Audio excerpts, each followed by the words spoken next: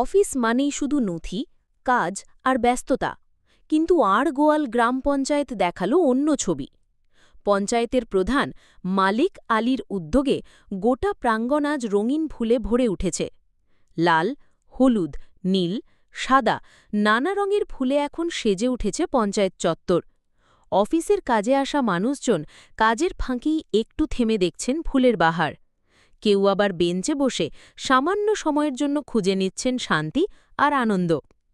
মালেক আলী জানালেন, মানুষ শুধু কাজের জন্য না এসে কিছুটা আনন্দও পেতে পারেন, এই ভাবনা থেকেই এই উদ্যোগ।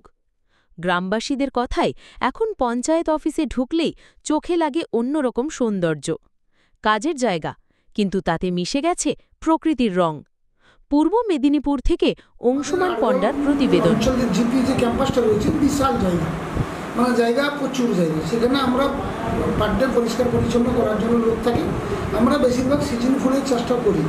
এই মুহূর্তে গোলাপ সহ বিভিন্ন রকম ফুল রয়েছে, সেটা আমরা যত্ন সহকারে রাখি। ফুলকে যত্ন রাখলে ফুলটা মুছে যাবে, তো সেই হিসাবে আমরা বেশিরভাগ সিজন ফুলগুলো করি।